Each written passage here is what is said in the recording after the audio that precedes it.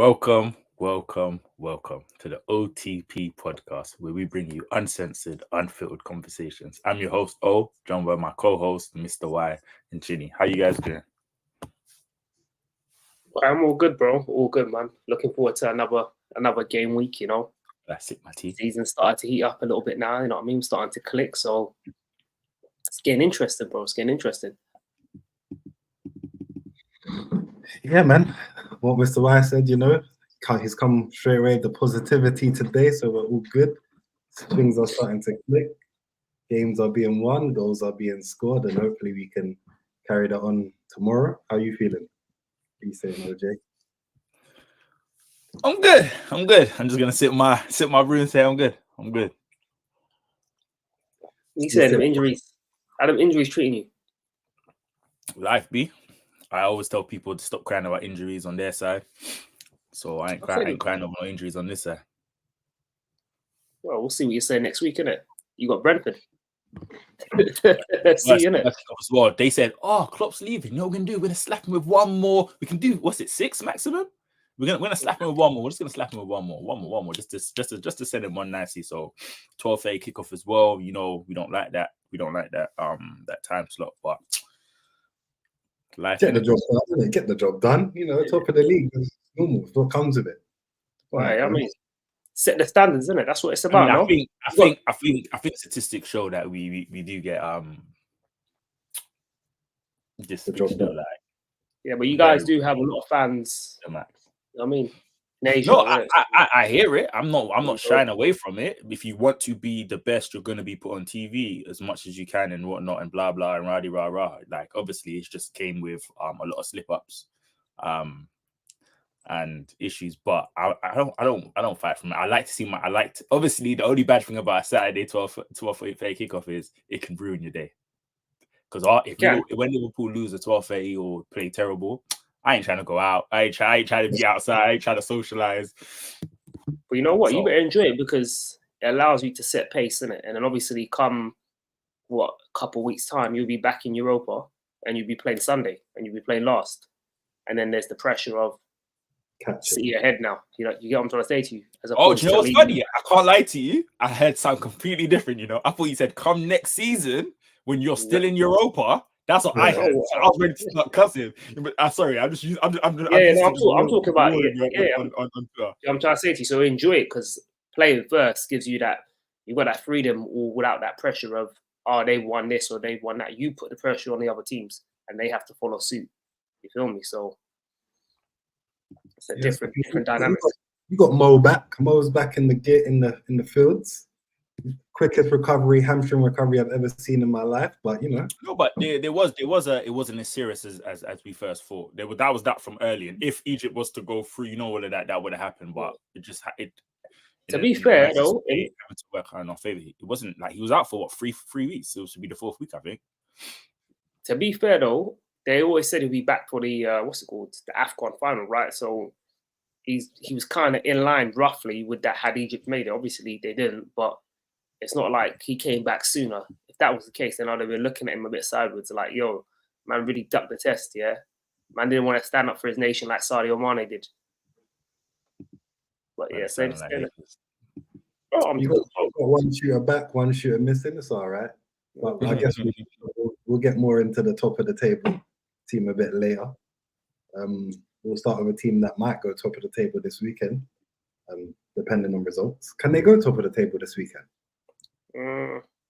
Yeah. Because of the they can. If you guys win, they go top, don't they?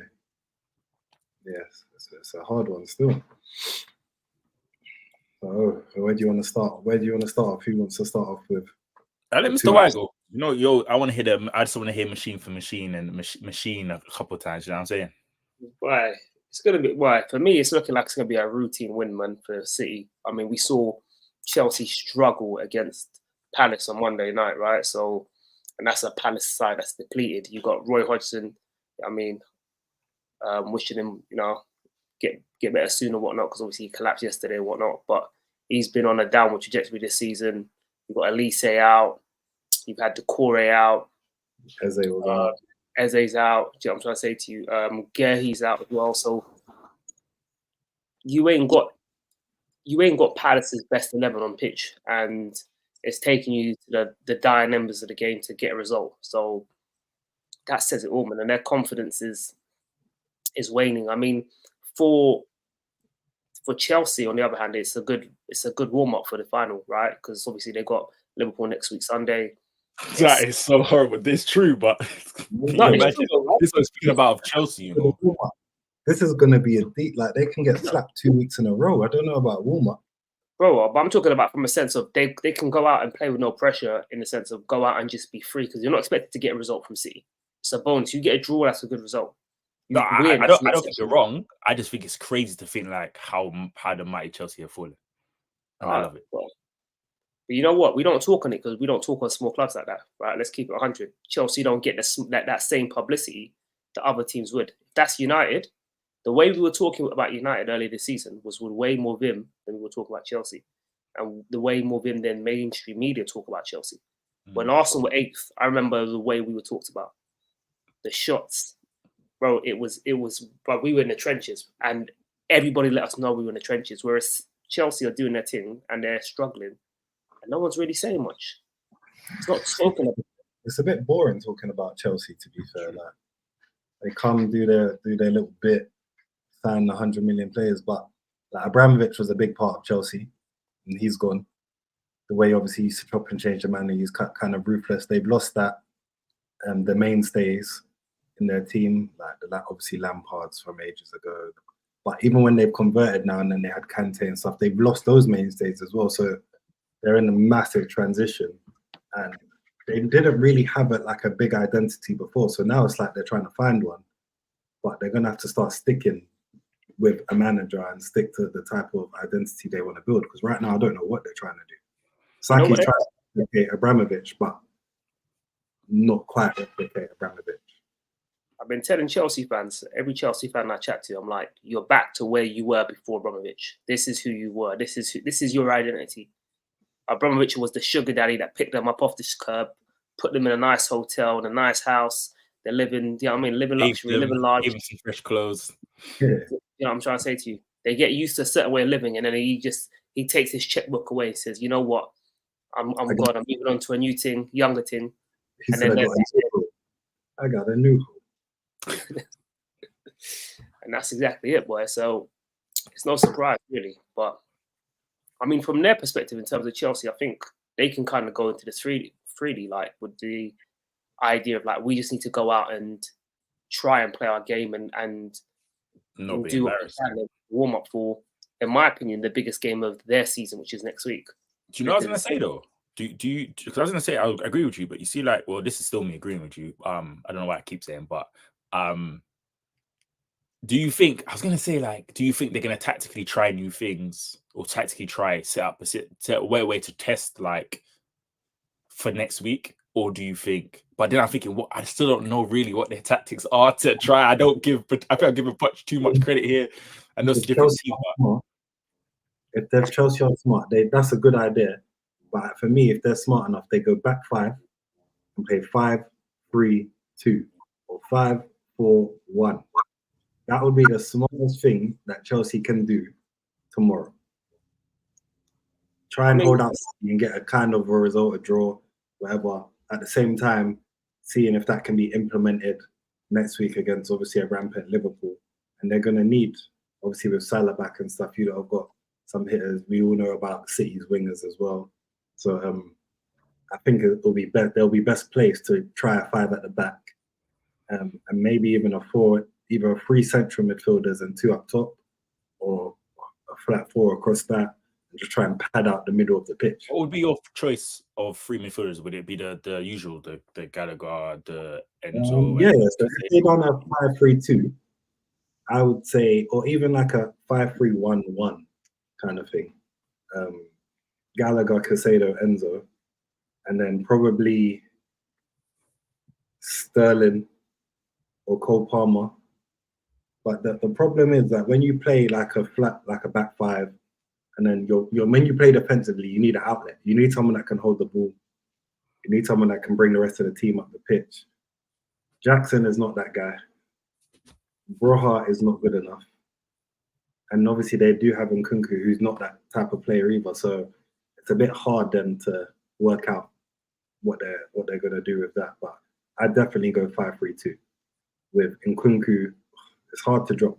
Probably Nkunku and Palmer, or Palmer and Sterling. But Sterling purely because he's able to stretch teams with his pace.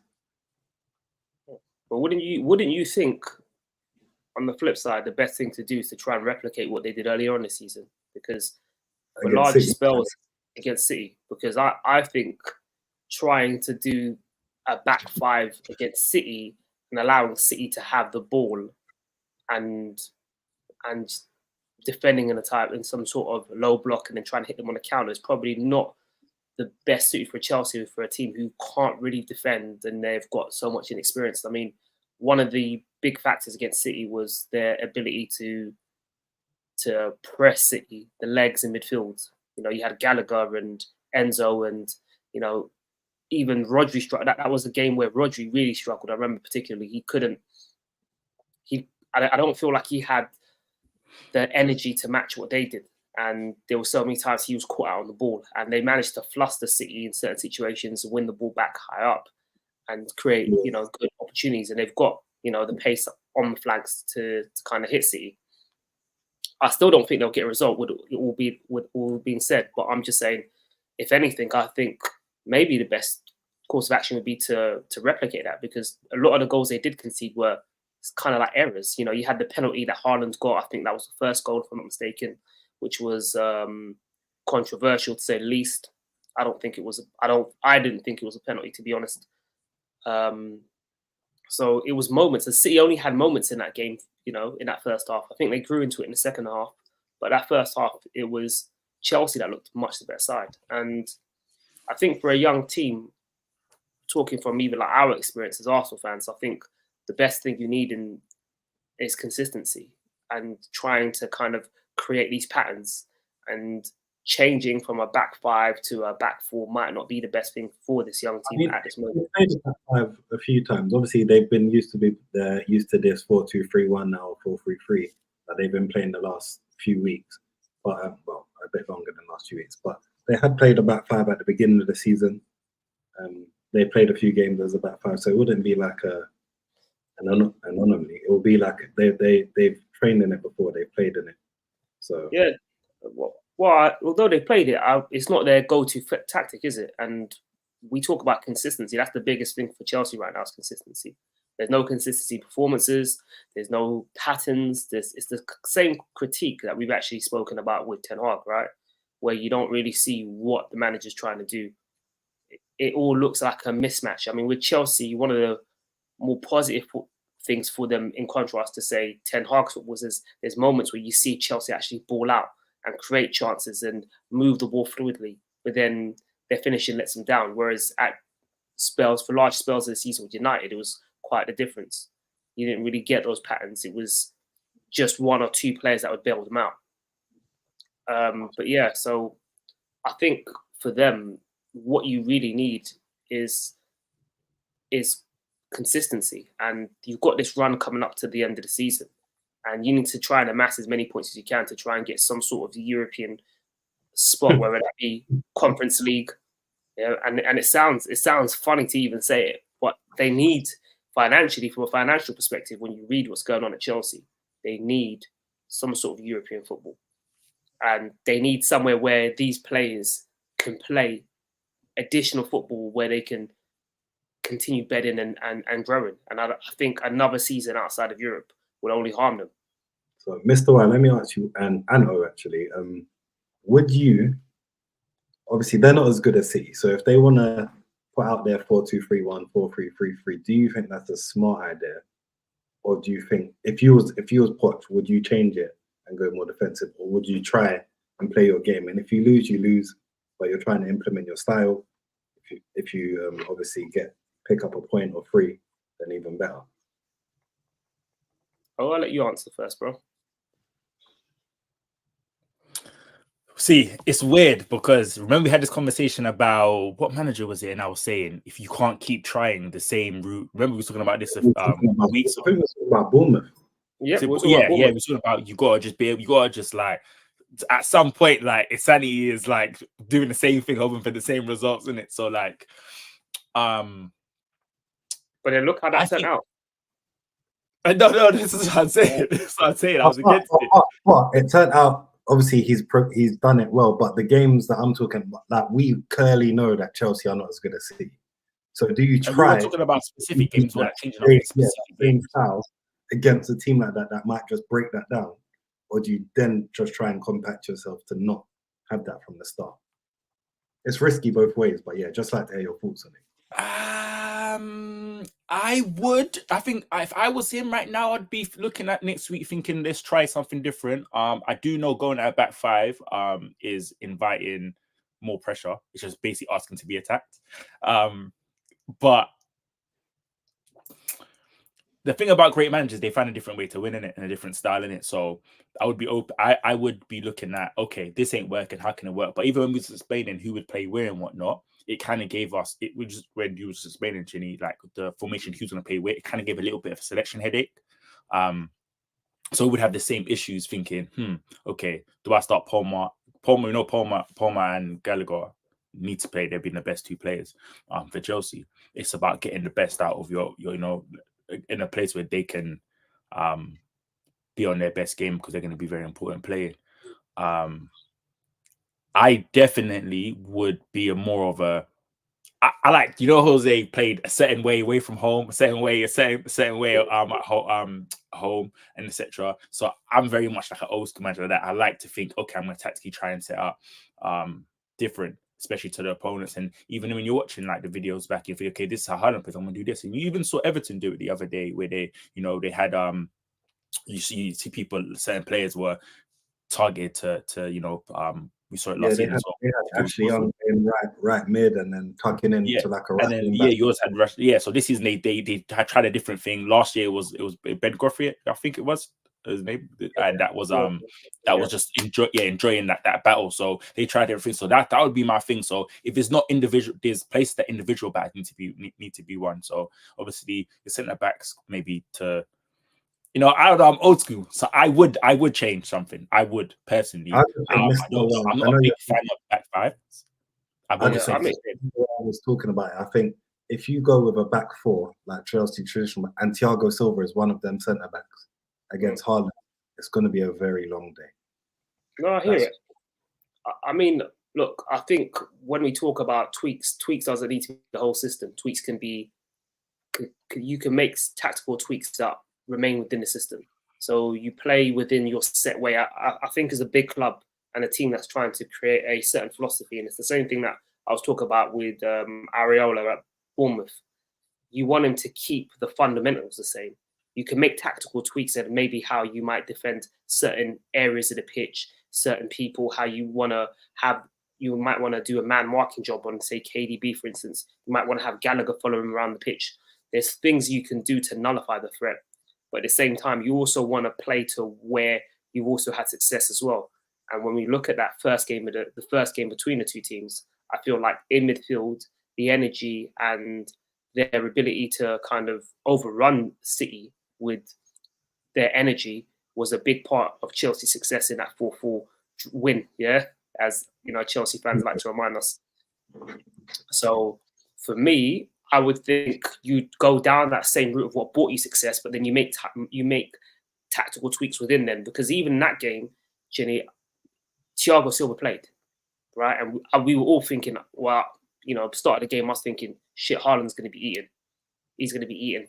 Like, and in reality, it wasn't that. Like he got the penalty, which was we've spoken about already, and then I think he got another one as well. But it wasn't a thing where he ran Thiago Silva ragged. And even I remember... This is an away game at City's ground. Bro, but we're talking about one of the most prestigious defenders. And if you create a system which minimizes his weaknesses, or you create tactical tweaks within the system, because also if you go to a back five, I don't think they have the outlets available. If you had a Reece James fit, for instance, and Chilwell, then in my opinion, you have two really good outlets from the flanks. I don't think Malo Gusto I think he's decent going forward. I think he's for me, he's more of a modern day fullback, as a right back, but I wouldn't put him as a wing back. I don't think he has enough in his arsenal going forward to be an offensive wing. Would you play him right centre back, like right centre back of the back three? You know how like they played Shaw as a left centre back, left sided of the back three. Yeah. If he is, no. I basically wouldn't. But you know, like there's different ways to try out. No, he's tapped. He got what's the other one's name? I remember he came on. I remember he came on against Arsenal. You hated from the start. He came on against Arsenal.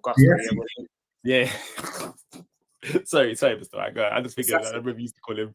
I used to call him. I remember he came on against from early. Yeah, bro. Black Harry Maguire. I've been saying it, bro. He's horrid, bro. Even for that first goal, the way he got bruck by Mateta. Mateta did 2 step overs and left him for dead. I've never seen Mateta bruck anyone in the Premier League. Never ever. Yeah, I'm trying to say to you. And this guy is getting absolutely destroyed. But yeah, I mean, look, Malo Gusto's a fullback, man. He's no way would I put him into centre half. I mean, I saw him come on against Arsenal, and we ended up scoring off his like defensive naivety. So potential. So like when I look at the way I see people are with him, you know, like some people was he's a good player. No, I think he's decent. I think he's got the it's like the potential. I just feel like this up here is not clicked fully for me. I don't know. There's something about. I'm very funny. Like I don't know. It's Gusto, isn't it? Chelsea are a young team, very young team. Yeah, I think if you don't, he's gonna just be another one of them players that he was good, very playful. Then they're less serious. When I like watch their interviews and stuff, they're like they're not really a serious squad of players. Obviously, you have yeah, like they're just on banks, isn't it? It's what them man tried to say Palace's players were like, innit? Yeah, but they're but you know what? Couldn't you say that about every Chelsea young player that's come to Chelsea at the minute, bar Palmer? Like that's the really like when you ain't got no experience, when you ain't got nobody that's really running that ship, yeah, and leading that. Who are we? You're gonna compare it. I'm talking about Gusto. No. Who else? Because I know you talk about Jazz. I think he's trash. Like a lot of players that Chelsea signed. I'm not. I'm trying to think who do else. I can't remember who they even signed.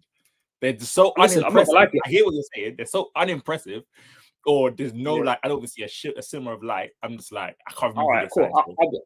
I'll be controversial. I think Mudryk at a different team under a Jurgen Klopp under Arteta would be a lot better than he would be at Chelsea, right? Yeah, I forgot about him. I forgot they signed him for a minute. I think will flourish just the player management. But again, he's another one. I think Chelsea's gonna go sell him to somebody who's are they gonna pay that money? No. So he's just another one that's gonna go back to some random team and. Let's go another player. If you put Enzo Fernandez at Man City, that's a different Enzo Fernandez. Yeah, but I don't put him in the. He is young in it, so I hear that. I don't put him in that category. Like I feel like he's experienced enough. He's played at a certain level. Bro. He's not. He played 6 months at Benfica. 6 months at Benfica. That's it, right? That's like we're sleeping. Do you know what? I even forgot about Enzo for a second. Chelsea. I'm so unimpressed with Chelsea. Yeah, I forget half the players they signed. That's how bad they are. So that's what I'm trying to say to you. Like what we're talking about, Gusto, about the mentality aspect, right? You can say that for the whole team, and it's one of the reasons why I think I touched on it with Liverpool, and I said one of the reasons why you guys have a better ability in hindsight for me to bed in young players like Bradley's and whatnot is because you have real seasoned pros in there that are experienced that can run that ship. You've got the likes of Alisson, Virgil, Mo Salah. You've got players on there that can help guide these younger players through these moments. Whereas even Arsenal, we don't necessarily have as many of those at the minute. We're still a youngish quite team at the moment. And when you look at Chelsea, if you have someone like Augusto next to us, a lot of a team that's got a variety of experience throughout it, he's got other people to bring him up. But it's a bunch of it's the blind leading the blind. That's what I look at. Be like Gomez had the opportunity to been on the side of like Carragher, whatnot. You had Flanagan, who played left and right, but he had the experience to tell him when to go and not. And Joe Gomez played left back for the large part of our season. If everyone remembers that, for the large part of us when he came, he played left back. So I definitely hear it. I'm one of those football fans that can take it, say something and take it in and be like, you know what, you're right. Yeah, they're learning on the job. They're learning it's true though, bro. That's the true statement, bro. I can't disagree. For City, so how are we seeing this game going? The City win? 100%. I know how we want this game to go, all three of us, but how are we seeing it? Yeah. Can both teams lose? Boy, if I'm a better man, I think I put money on City to win. But then one thing about Chelsea that's always surprised us this whole season, bar the Liverpool game at Anfield, they've done decently. Other than Anfield and Old Trafford, they've done decently against the big teams. Now I don't know if that is only because they played them at home. So it'll be kind of like, I'll be interested to see how they do away, because this will be their third big team away. And I think United away, they struggled. They got played off the park by United, which is embarrassing as it is. And obviously we saw what Liverpool did to them. So I'm kind of like, I'm not really too sure what I'm going to see from Chelsea, because I see them step up against us. I saw them play well against Liverpool at home. I thought they dominated for large spells in that game. Do you know what I mean? They outplayed us, if I'm to be very honest with you, for majority parts of that game. Right, so it's like City as well. They dominated City. So it's like I'm caught between a rock and a hard place. I mean, money wise, I put money on. You're not really cool. City are going to win, but we're hoping. We're hoping as. That's what it's like, that shimmer. Then you're just like, okay, cool. I'm gonna talk this this little 10%, 8% chance. I'm not, bro. It's only based off what they've done against the big teams, though. It's like there's something about everything you're saying is 100% fact. I don't take away anything. Yeah. It's not even a hope, of course, bro. I'm praying. Like I'm on. You know what I mean? I'm praying. Well, I was gonna say something, but that's a wild pause. Everyone both needs praying, but that's kind of wild. So, hey, but you know what I mean? I'm praying, but yeah, like it'll be interesting to see what they do. And it's the thing with inconsistencies. What about you, Chili? What are you thinking? No, it's a City flush. I can't be positive about this. I know what I want, but am I going to get it? I might just throw a little 10, 20 pound on the game, add them into an accumulator, and just hope for the best.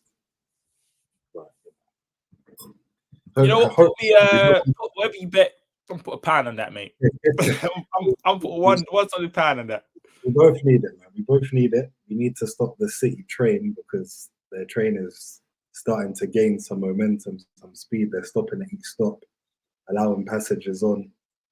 So we need to slow that train down. They need to hit a red signal. But hopefully Chelsea can at least get a draw. But yeah, I see nothing but a City win. Definitely. Yeah, I guess that's a big clash, probably the biggest clash of the weekend. But we might as well talk about the top of the table team. Your team, OJ, team flying high right now. Yeah, Mr. White, do you want to start? Because obviously you spoke about it previously. They got a couple of injuries. Yeah. Listen, I'm not gonna lie to you. Brentford is a place genuinely that I will look at the fixture list whenever it comes and be like, it's gonna be tough. It's gonna be tough. And when I look at that team, with Ivan Toney now returning as well, right? And I think he's always given Liverpool a tough time himself. You think? Huh? You think? What? Jesus Christ! Lord knows it's been. Hey, I can't lie to you. I always say I don't know what back four to play against Tony. So like that's how much trouble he gives us. I just think, all right, cool, Konate and Virgil win headers. Then he's jumping over them. Then I'm like, all right, cool, Matip jumping over them. I'm like, I need to. What's Brentford's injuries back? Is Whistler back? Does anyone know? I'm not sure if Whistler's back, but Mope's been on some form recently. But is Mbeumo? Because I swear, what about Mbeumo? I'm not gonna lie to you though. He ain't. I don't know who he's winding up, and this is Trent.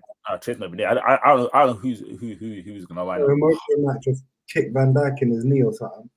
No. That's what you guys hope. Is Alisson fit? Onyeka it was a flu. It was the flu that went around. Okay. But yeah, Onyeka's. I think I've just had a look here. It's saying that they're still out, unfortunately. I think Onyeka might be back. Wissa was at African Cup of Nations, so he might be back still. So yeah, I mean, look, that's always been a deadly duo, you know, in Mbeumo, Wissa with Evan Toney up top. And it's a tricky game, man. The fans will be up for it. They'll make noise of it. You know, early kickoff, the world It's watching. It's a huge stadium. Yeah, it's, you know what I mean? They're right on top of you, them fans there. And it was weird because they played City the other day, and I don't think City were that great until City scored the first one. When they scored the first one, they went on, and then obviously Foden scored a couple more. But until Foden they scored, Brentford had their chances. I don't think Spurs was even against Spurs. They done well. They because obviously City played a really high line, and Brentford done well. And playing at that stadium is the easiest place to go. They're physical. They play the back five. They can play some football as well. They have a lot of energy. And if they so happen to score first, it's really hard to get out of that. And once you're already down in the dumps in that place, it's hard to then pick yourself up again. They're a very adaptable team as well, don't you think? Like I feel like they don't get enough credit for like adapting to being 1-0 up or being 1-0 down and like pulling up their socks and they're very like composed where they play. You'd think even though obviously it's Brentford, they're not like the best, they're not the best players, but I feel like their players do well under pressure and they rise to the occasion. So it is a game that I definitely agree with Mr. White that you're looking at. Like, I think that's a good point about their adaptability, and I think Thomas Frank deserves a lot of credit. Job he's done there for Brentford for me has been top. Like tactically, he's found a way to have them playing, you know, different ways of ball. They adapt to their opponent. You know what I mean, they're able to exploit, especially against the big teams. He's got a good record, or they have good performances against the big teams. They've given us a lot of tough games. Liverpool, City, they beat City twice last season. So they're a solid outfit, man. And yeah, I think with Trent being out, and it was one of the things that I was messaging you about on Twitter the other day about when I saw the Trent news, I was like, eesh, because these are the type of games where you need as many of your game changers or game winners on the pitch. And as much as I like the likes of Bradley as a traditional fullback and even Joe Gomez as a defensive fullback, right? They don't give you that special superstar kind of ability that Trent has. Like Trent can play a wicked ball from nowhere and just find someone and there you go, goal, or a set piece delivery and goal, or a shot from outside the box and goal. Right? That's what he gives you. Like even when we look back to the Etihad game against City, it was his, you know what I mean, wonder strike that kind of got you that point. And that's what he gives you in those really, you know, when it's a game of tight margins, those type of players rise. Obviously, Salah's back. We don't know to what extent he'll play. It might be 20 minutes. It might be, you know what I mean? Like, right, it might be 45. If he's fit, I'm ready for what the fancy man. If he's fit up to be on that big, he's playing now, dude. But then also, do you want to risk him for the cup? That's also another question because you've got a final next week. I don't think more of like a push pit them in back slowly. I think if Salah's fit and he declares himself well, he's starting and he's playing. Especially now at the business end of the season, it's like failing to pick up maximum points is a real big blow, not just like on the league table, but mentally, because you know how City are. You know how tired they are. But let me play devil's advocate, Jenny. We've just seen what's happened, right? With two players at Liverpool who've probably been pushed a little bit more forward than they should have been in Trent. And we saw it with who's the other guy who's always injured? Thiago, right? So they've been rushed back a bit too early, and now they're out again. So also, you also have I don't put Thiago in that one. Yeah, I was going to. Because he's forced it for like over a year, like, and all right, cool. And that's gone off training. Him being declared fit. Remember, he was declared fit to play weeks before he even saw the pitch. So that one was definitely nursed back in the right way, I think, because I think his body is just broken down, man. Yeah, because he remember he was declared fit in training, everything, doing everything. He was declared fit and could make the bench and everything. He was slowly put back in, and he had the last 10 minutes of a game, and And that is just But that goes down to unfortunate because he's just at the point where he needs to not be a Liverpool player no more. But Trent, But yeah, even the Trent one, even Szoboszlai, Trent didn't have to rush Trent back at that time as well. That's what the thing that killed me about that game. We didn't have to rush Trent. Thiago came on as a what you would do. Okay, you're losing. Let him get some minutes. But even Szoboszlai was the same thing because I remember Szoboszlai had an injury. If I'm not mistaken, he didn't play the FA Cup game and he was suffering or something. And then he came back against Chelsea. Then he missed the Arsenal game, if I'm not mistaken. Yeah. Right. And he's been injured since. So again, those are two players. The two players that are out now have been kind of pushed forward quickly, right? But again, it's like if you're again, I feel like it's the same issue though, right? So it's like but that can happen though. That don't necessarily mean he was like the Trent one. I think fourth. I don't know about that because he's somebody as well who was injured twice in 2 years before he even he's only missed 2 games in his whole career in Germany. That means nothing. Trust me. No. That's what I'm saying. So you're talking. No. It's something. You can't say it's not nothing. You can't say it's not nothing because when you're talking about the physicality of the leagues, you tend to look at certain leagues that are more physicality. The physicality suits closer to what you're trying to get, and you look at and a medical record is sent over for these reasons. So when you look at somebody, you go, okay, somebody injured, he's shown up. I guess a different style, and it doesn't play a huge impact onto, especially coming to play for someone like Klopp, who was just running and running and running. So I hear what you're saying, but it's something that you're going to look at now. No, what I mean, the reason why I say it means nothing is just because obviously Thomas Partey came with an immaculate injury record. It was Arsenal, man. We're not talking about it, bro. Physical league. Yeah. So he comes to a physical league, so it makes sense that his body breaks down a bit more. Yeah, I hear it, but I'm saying to you, but again, durability is durability. When you I hear it. I don't disagree.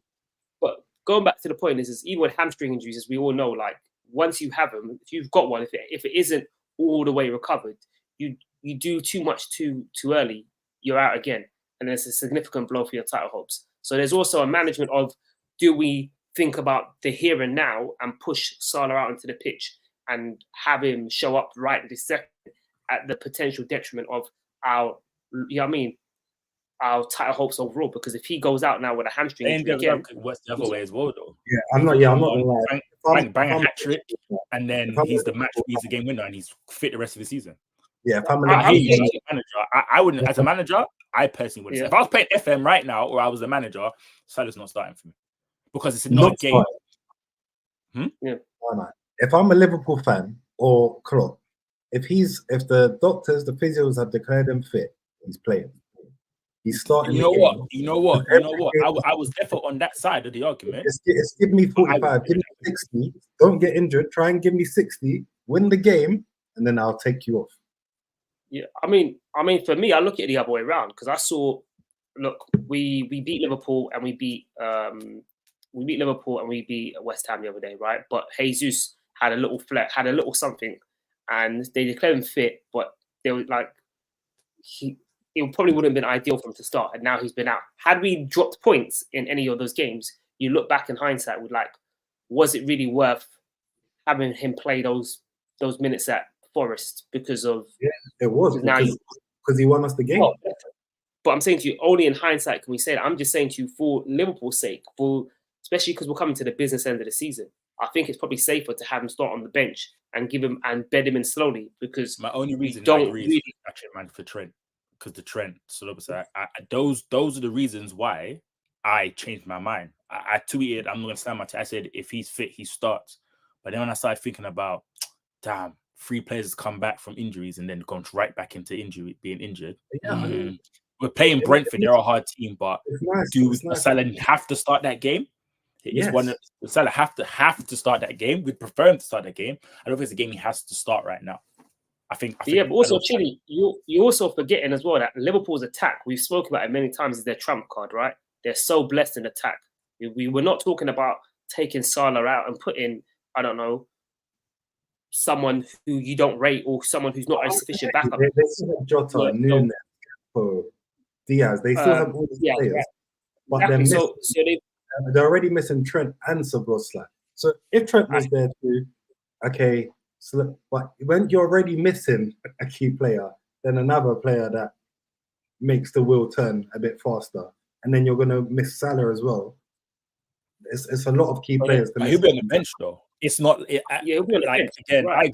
I agreed with you until I agreed that was my point. That was where I stood, but I had to change because I just felt like bringing up, like, I get you, your players have to play if they're fit, they have to play, and I was very much on that side. But I just feel like this is not a game where Salah has to start. I get because I think we can win this game with, even if he wasn't, if you're still AFCON, like, I still think we can win this game. And I feel like having the trump card of having Salah come off the bench and not having to start him, that does, because our front three has more. Look at Burnley.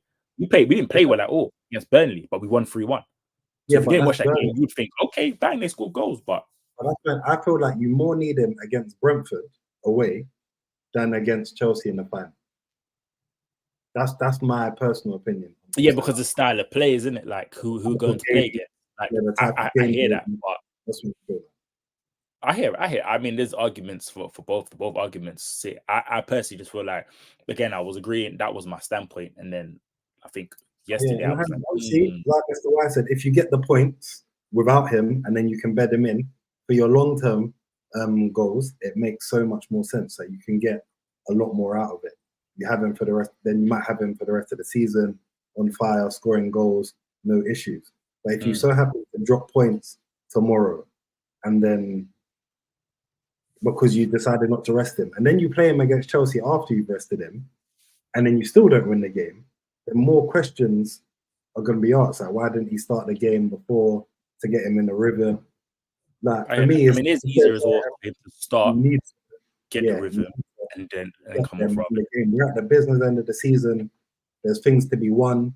There's every point matters right now. I hear it, and that's exactly what I was saying.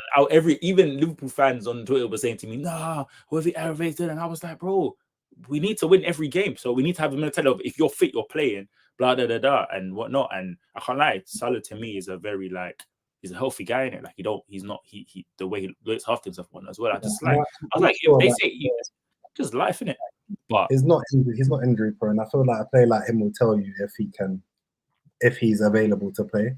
And like I said, every point counts. We've got 3.5 months left of the season. 3 months. We need to push you for these 3 months, and that's just gonna be what it's gonna be. Hopefully, you don't get the injury, but we need you on the pitch. That's what you're there to do. We need our key players, and like I said, same for Arsenal. That we need Partey back. We need Timber back. These men need to start coming back, and when they're ready. As soon as they're ready, they need to be playing. That's a good segue into the next part, to be fair. Yeah. But before we finish on Trent and Liverpool, what do you think? How are you feeling? Oh no, it's Liverpool. Liverpool win. I'm not going to that game. I'm going to that game saying we might play rubbish, but we'll win. Still get the dub. Yeah. What are you thinking? I think Liverpool win.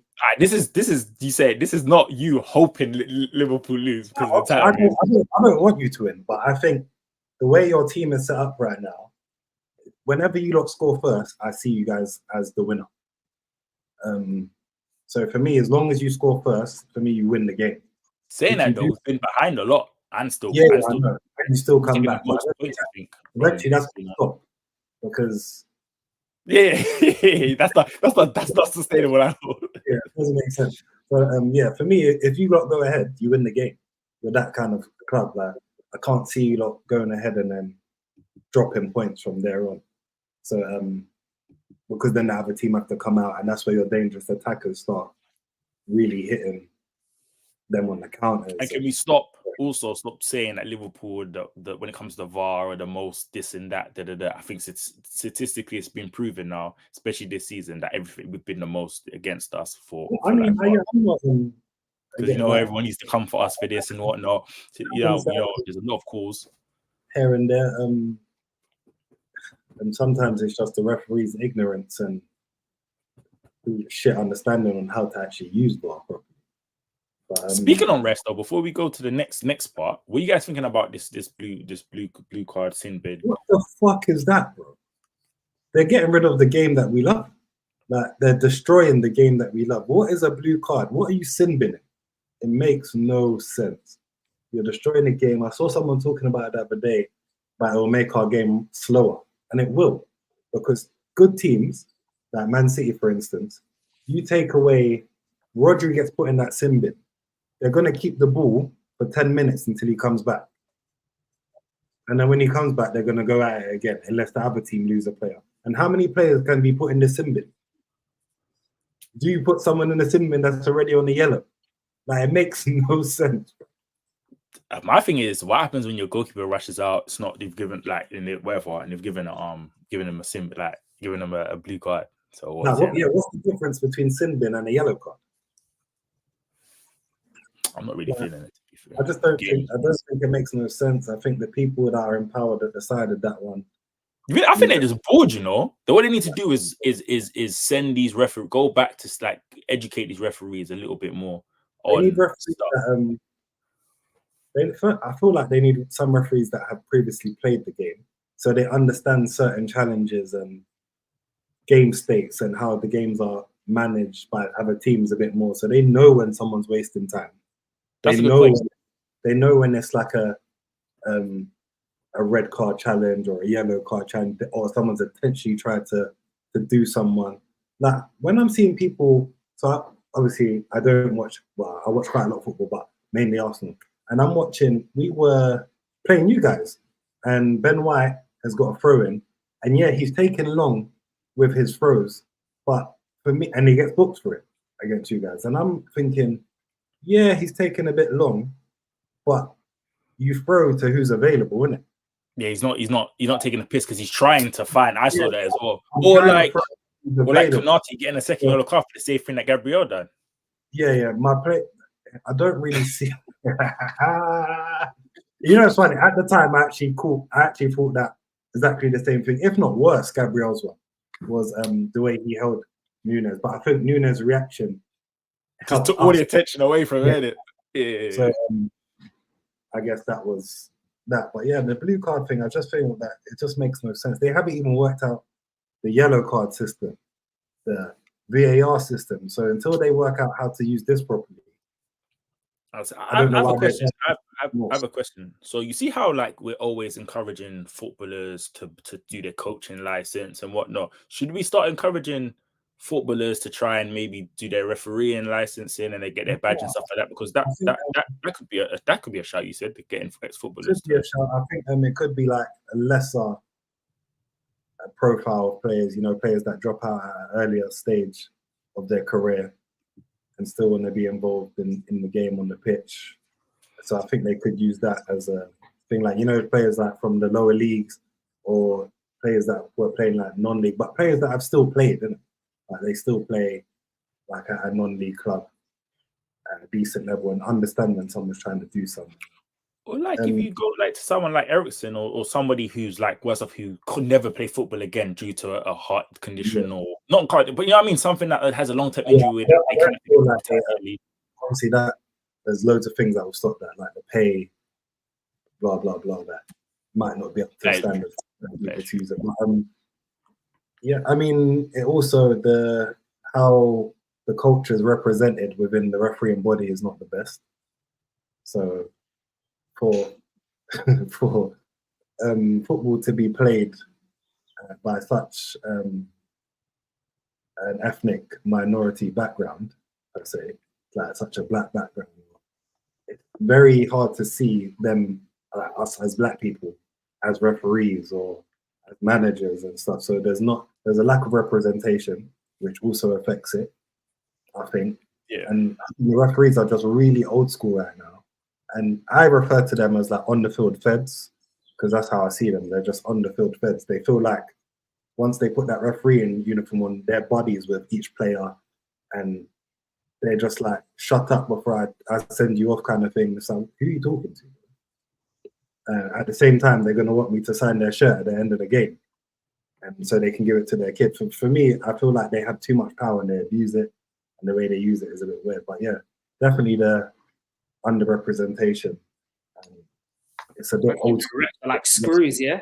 Yeah, man, I think the whole refereeing system from the top upwards needs to be looked at and reevaluated and just refreshed, because we have a lot of older referees that are just kind of, they're not with it no more. The game is moving. The way the game's played is moving, but you know what's funny though? The same, man. I said the irony of it is that anything in life is all about adaptation and evolving, right? If you don't evolve, you get left behind. And it's one of the few things in the game. They want to evolve in all these other aspects, right? Technology, you know, new rules, etc. But the one thing they haven't evolved is their practices of how they're teaching these people to ref games, right? And how to manage these situations. And these lots manage things so incompetently and have been doing so for such a long time. Like, we're trying to teach old dogs new tricks. Like, you know, when your mom gets like a new iPhone and you got to show your mom how to use the new iPhone. Because they're not really with the technology in that. You got to show them how to, like, what this does and what that. That's it. These times they go into work, switch on their computer and doing their whole job on a computer or on a work phone, but they can't do it on the new iPhone. This is what the refs are on. Like, they don't really know. Like, VAR has been introduced, but do they even know how to use it properly? Do they understand? You know what the biggest having the person in your ear, I think, is very like, because they've gone from saying, okay, this is a foul. That's my interpretation of this. That's what's going on. To, I think it's a foul. It could be a foul. Give me 2 seconds. I'm gonna check. And they're like, this angle. Yeah, I'm gonna check this angle, mate. I need to make a decision. It's been like 2 minutes. Okay. Oh, you know what? Just go to the screen. Or like, I'll just play. It's just too late, bro. Like, what are you wasting my time, bro? You know what's mad, yeah? Because obviously we saw AFCON, right? And AFCON have a fraction of the financial power of what the Premier League have, right? And we saw how they were able to referee efficiently and properly and quickly and deal with, you know, kind of communicating with VAR and whatnot and get into decisions, you know, quick, effective, decisive decisions. Differently. They even brought back that, you know, we don't, if it's not a penalty, or like a game that I'm sure it's a penalty or red card decision, we don't bring it back for VAR. So, but AFCON did. So if it was a foul outside the box, or whatever, they were bringing it back, which was good to see. Yeah, I didn't catch every AFCON game. If I'm to be honest, so I didn't see those aspects, but I did see instances. I can't remember what game there was where I think it was against Nigeria. I think it was Nigeria versus South Africa, when I think Osman scored. And then they must have realised that there was a penalty on the other end, right, before Osman scored. And the way they dealt with that and how quickly it was. And you compare that to, you know, 3-4 minutes going by and whatnot. And even like, I mean, I hate to talk about, like, to go on to Arsenal stuff, because those are the things that are fresh in my mind as an Arsenal fan. But even looking at how long it took for the decision for Saka's penalty to be given against West Ham, I could see with my own 2 eyes that Souček playing with not Souček, Kufau was playing Saka on. Not even just Zuma, but Kufau. Like, it was blatant to see. It took so long. And these are the things that you have to start questioning. And in any line of work, if there's a level of incompetency, there is a punishment. If you work in business and you fail to meet targets, you'll get let go. If you're a salesman, you get let go. Be repercussions. On VAR is that it should just be automated. Just like when FIFA are using it, just like the World Cup. Offside, like, how quick were the offside decisions at the World Cup? Because it's automated. No, do you know what it is? Well, what I heard is that, you know, something in the ball. A chip, yeah. A chip in the ball that obviously helps them use the automated system. But I think that's only signed to Adidas balls.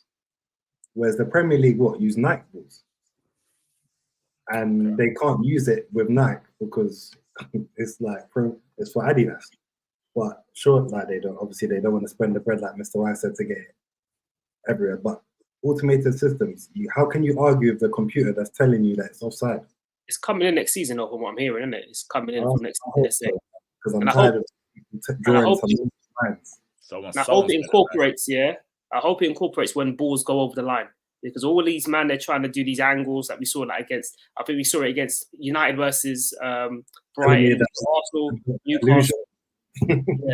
And you have Gary Neville doing segments, where man them are showing how the camera looks on one end.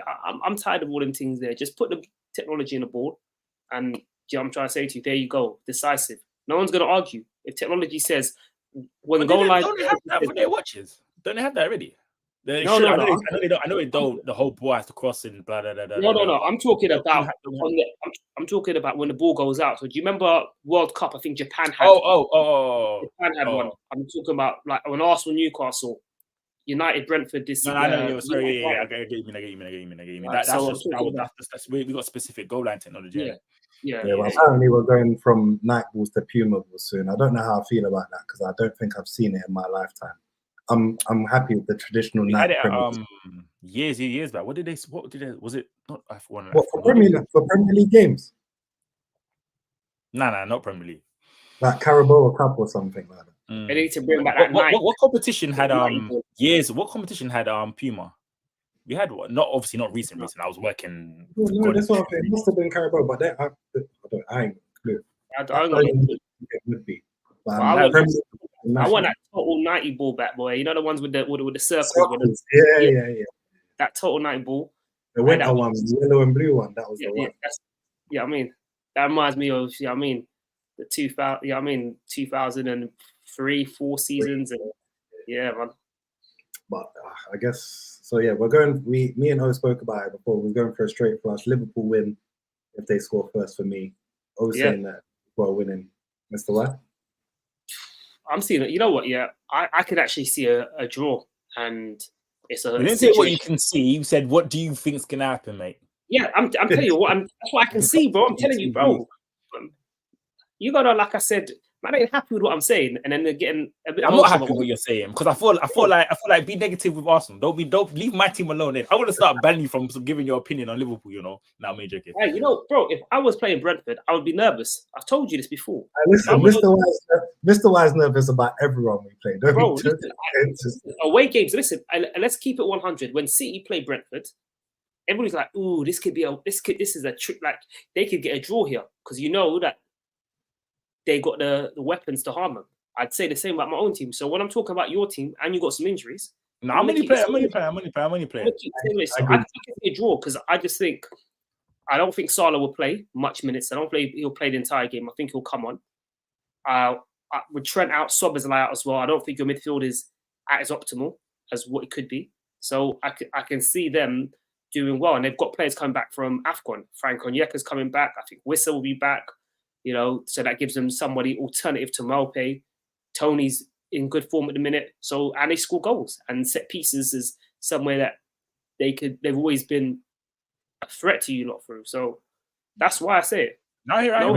You know what we're hoping for anyway, Mr. White. We're trying to get back on. I hope for a win, bro. I'm not even hoping for a draw, but I'm hoping for a Brentford win. Let's keep it 100, bro. Tony, you want the next Arsenal? You better do your thing now, bro. Tony wants to move. This will be a great thing. Like Arsenal fans will love Tony if he does something tomorrow. You know what? Yeah, I saw something on Tony the other day. He does something tomorrow, and you guys finish 3rd or 4th or whatever. Do you still? He beat Liverpool. He's still doing that. They would love him. No, I wouldn't. Listen, I'm not that thing. That's what you said. Arsenal fans will love him in the moment. You guys are like, "Hey, come on! So you beat Liverpool. We finished 3rd." We'll take the present. I don't really want Tony, me personally, but we'll take the present. Yeah. But yeah, I guess we go on to Arsenal then after that. Firing Arsenal to put Burnley to the sword. You can tell the Arsenal fan wrote this, isn't it? Hold on. What we scored 16 goals in the last 4 games? What are they not firing? Oh, bro, they're firing, isn't it? That's what I'm saying. Firing. Woo. Yeah, that's what I'm saying to you. Yeah, man. This is. I mean, when Harry Kane was scoring big goals for Tottenham, I didn't hear no one say firing Tottenham. Well, Kane was firing, it was Kane firing. Yeah, but no one said firing Tottenham. It was just but they still there. No matter. Bro, when I talk about Liverpool's attack, bro, I've always been talking about your trump card about how deadly it is. And the one minute we start scoring goals, I'm like, yo, this team is firing, bro. I'm not. So you and I get now. No, I will say something, bro. I will say something because again, we learn on the job. It's a job. It's a job we do here. Yeah, I mean, so I did call out you guys' where's the goals gonna come from?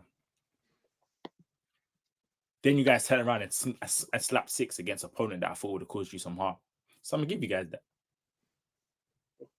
Okay. I'm gonna give you guys that because as much as I give it, I'm also gonna praise. I also said where's the goals gonna come from? Obviously, I did say specifically down a specific player that's gonna bang goals and whatnot, but as long as you guys responded with a 6-0 slapping and goals galore. So I've just got to give you guys that. I just wanted to throw out this. So well done, guys. So for me, I'm gonna talk about this because obviously I'm usually the negative one. This is everything that I wanted to see from the team, and in terms of control, but then also more verticality, more penetration, more chance creation. Right, and more balance because I always said some sex hotline, you know, some call out hotline. That was all the words. But do you want more penetration? All I'm saying is you spent too many years on Babe Station. That's what I'm saying to you, bro. You spent too many years on Babe Station. That phone bill must have been mad. I'm telling you, bro. Hey. I just want someone to describe me in that way at some point in my life. That's wedding vows. But yeah, bro. Like in terms of like control, like I've understood what we've been trying to do in terms of the control, but I didn't feel that we were creating chances at a level which, for me, would give us the ability to win more games. And it was, you know, we were getting the job done, but we weren't getting the job done in the same manner as which we're doing right now. I think when we look at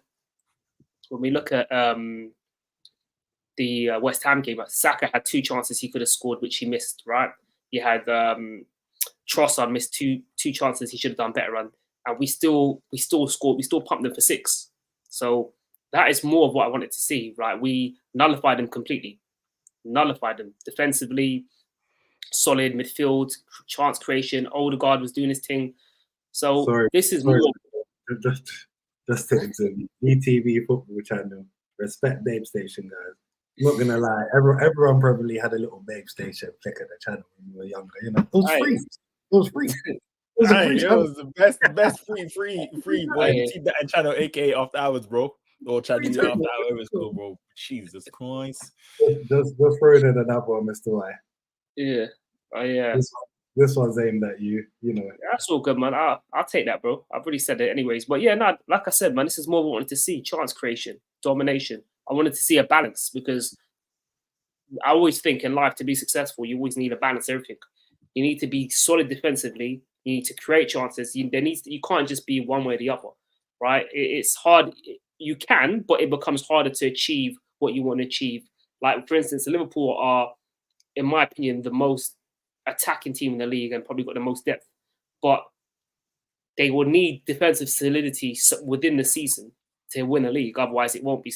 I just don't see it happening. It will be very difficult for them because they'll have to score 5s and 6s to win every game, right? If they keep on leaking, if they were to be very leaky in defense. And yeah, man, it's a good time. I feel confident, really confident going into this Burnley game. I think it's one of the few times I can pump up my chest as an Arsenal fan and be like, bro, like I actually believe we're gonna go there and do the business. Last time we talked about somebody I know with Chili's going. Last time someone said pump up the chest, bro, we got slapped 3-1. If we can't feel confident about beating Burnley, then who are we gonna feel confident about beating? No, of course. But I'm saying to you, our performances, and again, it's not just about the results, it's performances. It's the fact that we've been so dominant and so controlling of these teams. Here goes that word again. Yeah. Well, you should know all about that from a few weeks ago, bro. But yeah, and those are the things that give me confidence, man. And moving forward, it's like I'm looking at every game till City and look at them like, you know what, we should really be going on a significant run, come up to City and be, you know, be full of confidence because I think we've got Burnley, then we've got Newcastle, and then we've got Champions League in between. Yeah, we've got Porto in between that, but I'm talking just from a league perspective. And then I think we've got Sheffield United. So I'm like, you're looking at those games, and you're like if we want to be title winners at the end of the season, we're serious. We need to go and smack all those teams and go to City on a nice run streak and feel confident walking into that game. I don't mean us as fans feel confident, but I'm talking about the fan the players themselves be confident that they can go to the Etihad and get a result. That's what needs to happen. But yeah, man, I thought I'd start because obviously I'm always bad energy apparently with the Arsenal. I'm always negative. So here you are. This is where you see positivity. You know what I'm saying? So there you go. What about you, Chinny? What are you saying? Because I think I'm even a bit more negative than you this week, even though we won 6-0. I think we played well. We didn't play the best of you guys. You guys just be switching on me. No, I'm not like negative. I'm just saying we played well. It's not the best. I don't think that's the best we played this season, and we won 6-0. But really, no, I honestly don't think that's the best we played this season. I feel like we played better against Liverpool, obviously, and that's against a better opposition. It was but we managed to score 3 against them. Yeah, he scored 4 to be fair. Yeah, we gave you one as well. You know. Yeah, I don't feel like it was our best performance, but we took some of our chances. We could have had more. We gave them absolutely nothing, which was wonderful. But we've been used to doing that, really. Just come back from Dubai. That'll be good. If we beat Burnley, that's 5 in a row. Since we come back from holiday, and they've had their little break, which seems to have worked and done some wonders. We worked on set pieces. Set pieces were vital in that game again. They've been back for us all season. Declan Rice on the set pieces, his delivery is top quality. Most people look at it and think, Deckers, he's what, 6'2", 6'3", why is he not in the box? I didn't say that. And he's not in the box because his delivery is that good. His technique and how he can manipulate the ball to where he wants it to go is that good. And if he can put it on in the spaces or the heads that we need it to go to, then he's going to have to stay there. And it seems to be working right now. We created a lot of chances. We managed to score 6 of them. Odegaard looks good in a deeper role, which I quite like him there, as like a mixture of coming deep to collect the ball and play, and then arriving instead of clogging some spaces. It's not the first time you've done it, though, right? Like, I'm not talking this season. Previously, playing him deeper. You played him beside. I was thinking this when I saw him. I was thinking, he didn't look like I've seen him do it. Like he was clogging up a bit of Saka's spaces, and it was an interesting stat that I saw that that's the first time he's assisted Saka maybe for like a year. Something really since Tottenham away last season. A direct assist from him to Saka, and for someone that's so creative and plays so close to him, you'd think that he'd have more. But do you not think with Odegaard there's a little bit of a? I feel like a lot of people misidentify Odegaard.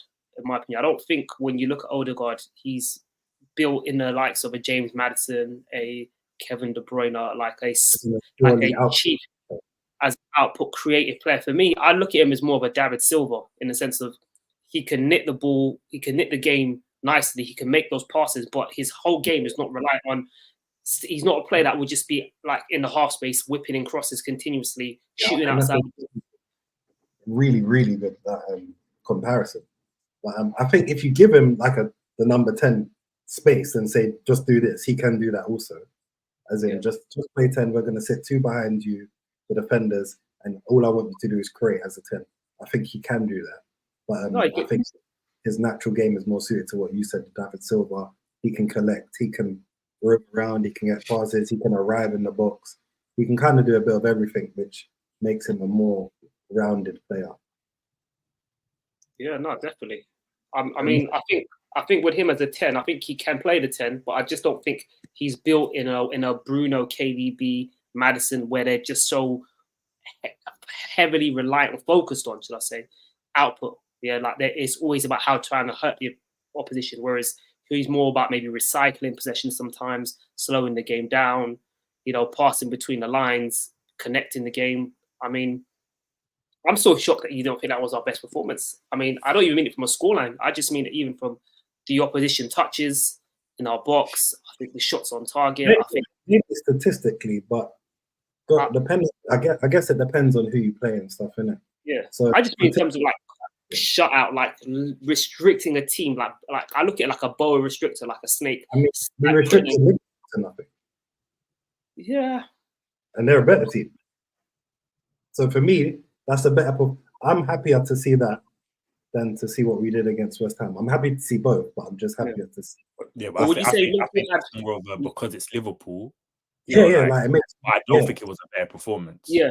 No, because I think dominated a team that you didn't used to really dominating. We don't shouldn't be dominated. And you outplayed. We don't have to play like that against West Ham because they're friends. Exactly. But you didn't go to West Ham thinking you was going to dominate like that or score 6 goals. Like, you genuinely thought the Liverpool game was okay. Liverpool played shit. You will be still being questioned like Liverpool played shit. Did Arsenal dominate? Liverpool played shit. Like people trying to. Our XG conceded this year is the lowest. We don't concede that many chances in general. Yeah. So when did we start doing this? I'm just saying, XGs, GAs, all these things. I hate that talk, bro. I hear it though because it does. You know what is though? We also have the best defense. We've conceded the least amount of goals as well. We don't concede that many chances or that many goals. So it was more about how we're going to control the game. Yeah, you guys have had the best centre-back partnership this season. For me, I think in Liverpool performance it has more weight on it because it's a bigger team, right? So you attribute more weight to it because you're doing it against better opposition. But in terms of actual control, in terms of domination, limiting the opposition to as minimal touches of the ball, in terms of nullifying everything. I mean, I think if I'm to be very honest, there was maybe about a 7-minute period in that first half where West Ham tried to do something. And other than that, it didn't look like the game. It was literally all Arsenal other than that. I think from that perspective, when you remove all emotion from it, you look at it in terms of game state control. For me, that's what I looked at it as. If you ask me which is more impressive, of course, Liverpool, because they're doing that to a better team. Yeah. But so I definitely agree there. I think they're two big games. And again, there was a lot of question of like, I saw on Twitter personally, I think I get a lot of stuff from my own fans, bro. But they're saying, we just went up for it. It was more like when Arsenal was that great. No, Arsenal was good. We got dominated. They played well. And they went, and then not only did they do that, they went and played West Ham, dominated there, and even showed that they can do this. And since that break, that Dubai, I don't know. Maybe I need to go to Dubai again or something. I don't know. It's gonna have me coming back. 50 shades of Arsenal, bro. 50 shades of the carpet. I told you, we're on. Chill out.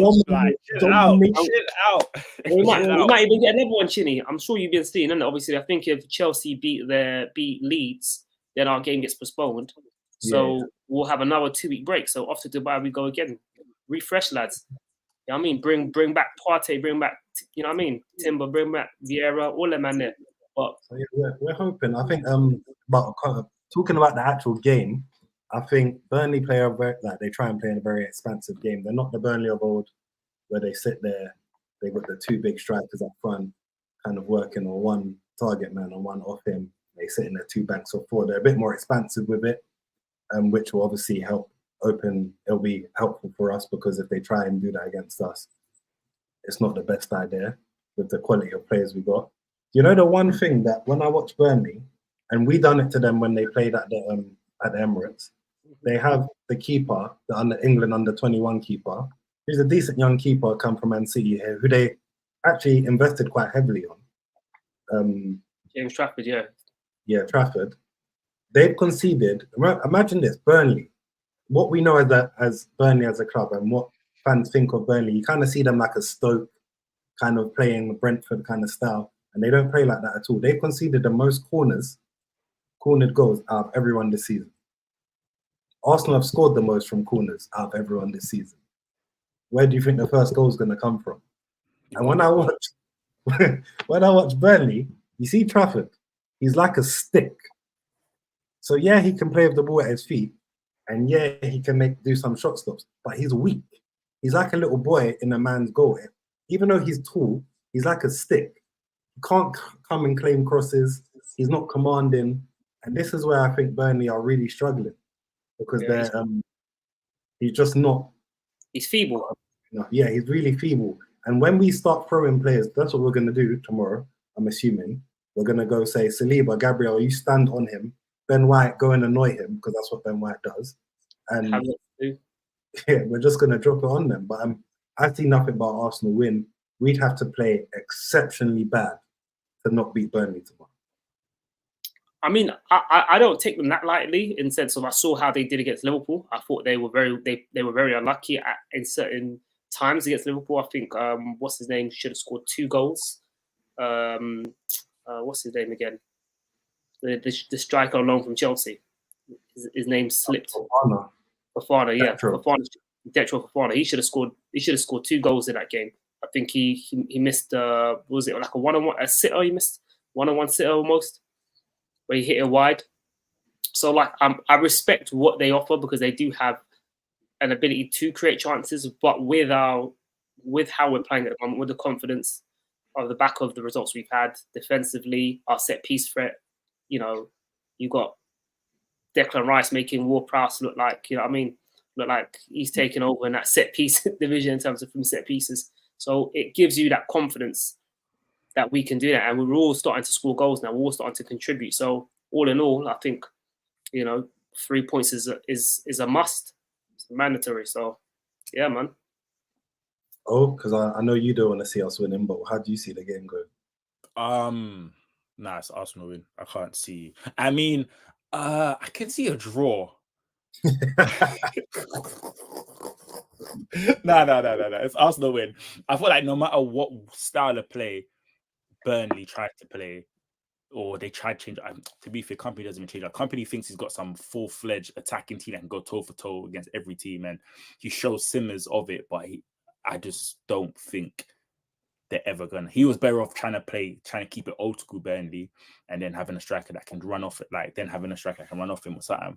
But I can't see now. They try and play the long ball, they're getting eaten up. They try and play football, the centre back. I think you're saying it's. I'm gonna be 100% honest, yeah.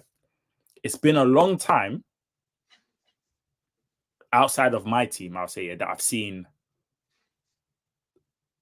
2 centre backs that enjoy both players running at them.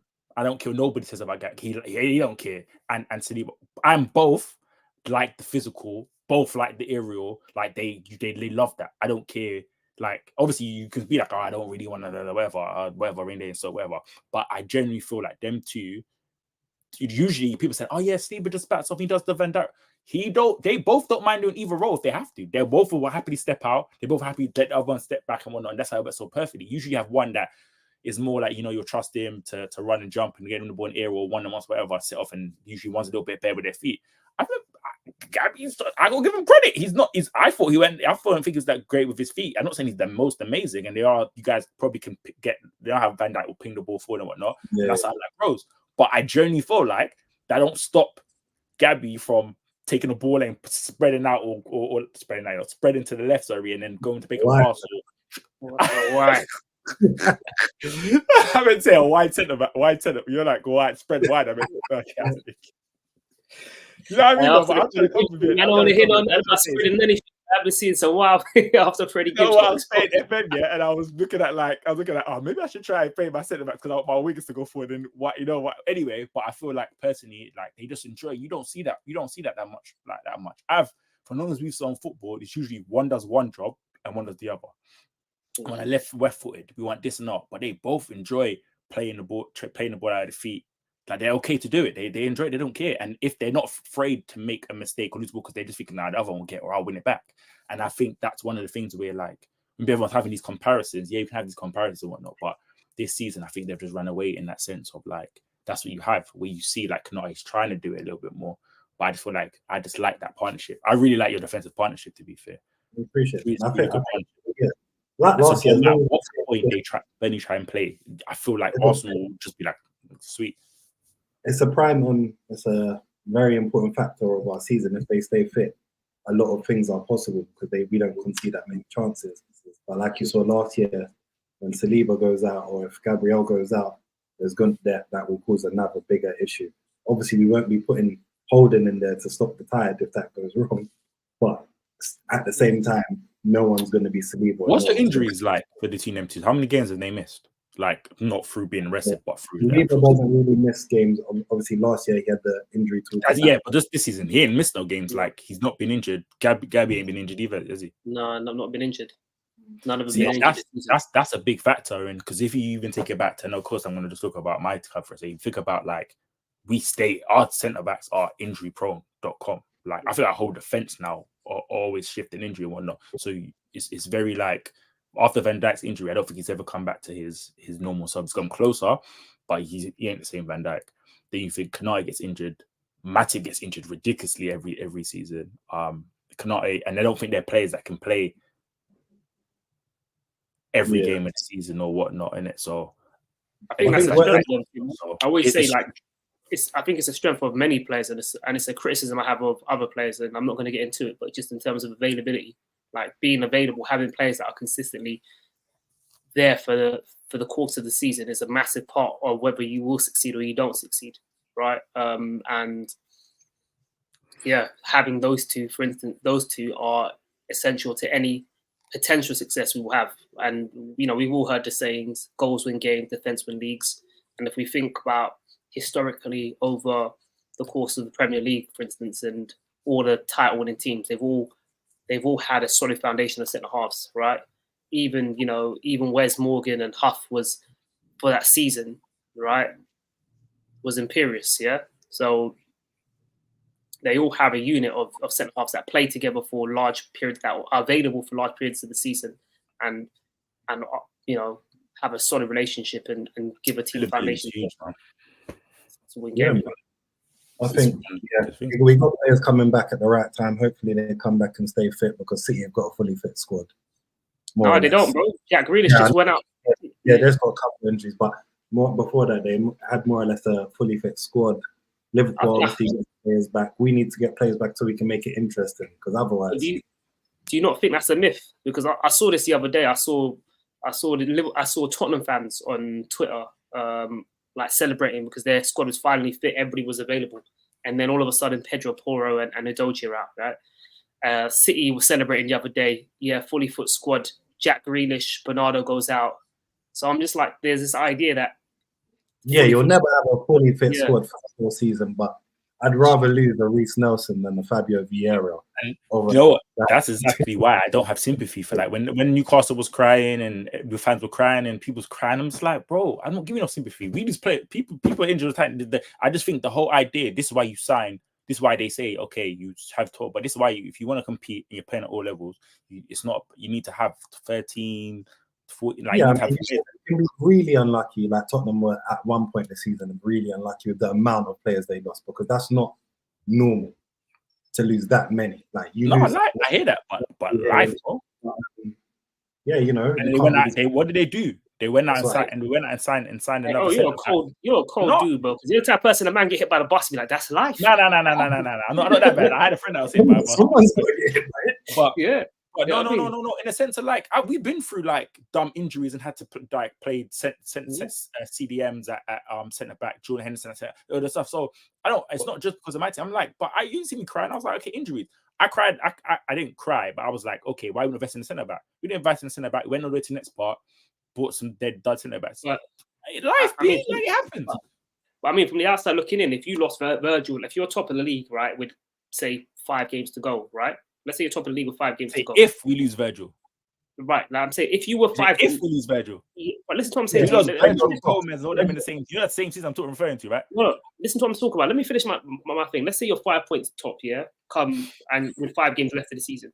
If you were to lose Virgil and you lost majority of your back four now down to injury, I would look at it and be like, yo, Liverpool are lucky, Like that's all it is. Like it's not. We're not sitting here saying. What I'm saying, we're top of the table, top of the league, or whatever. We lost all them players. Okay, and you are lucky. That doesn't change the narrative. I didn't say not unlucky. I just said don't cry to me. I'm not the guy. Don't cry on my shoulder about it. Yeah, that's what Twitter's for. Twitter's for you to get emotional stress out. That's not me. I'm not crying about me, man. I don't have sympathy for nobody. Because if anything, my club taught me death row records in real life. They taught me in there, you're not leaving. It's cool.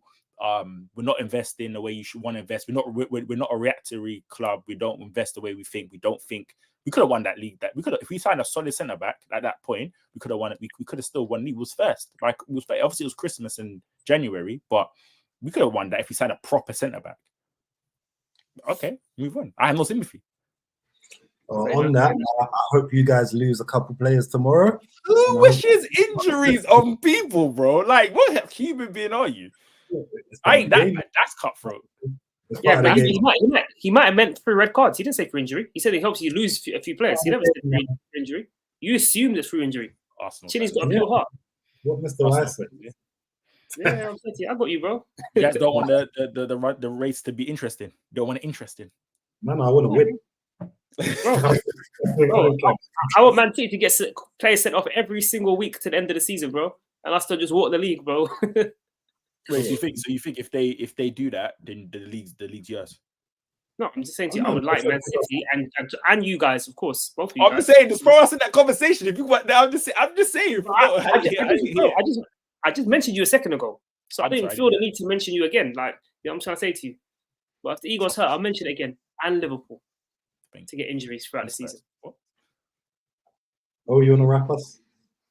Yeah, it's a good part. It was a good show, guys. I want to say thank you to everybody who's watching. The comments, of course. Make sure you are liking, subscribing. We got TikTok, we got Instagram, YouTube, Twitter, everything. Might catch on Bait Station at some point. Hey, wait, what was the channel? 612? 615?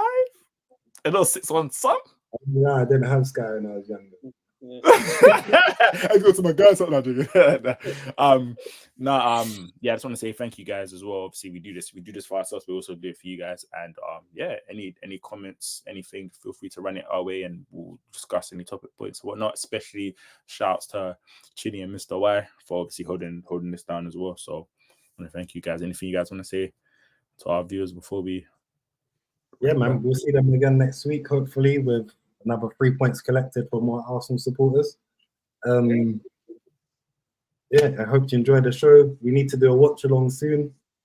I'm happy with you guys in the game with us. But man, next week. Thanks for watching. Next year, when we're both in Champions League. Okay. Yeah. When you're struggling with no clock. All right, say less. Peace. Yeah, people, peace, man. Love for the support. Yeah, man. Hopefully 3 points, actually, he said. And our ops drop points. Liverpool, Spurs, City. Yeah, man. That's what we're playing on. I'm getting through my 12:30 kickoff first. Then I'm gonna talk. I ain't saying nothing until after top until like 2:40. Sign it off. Peace.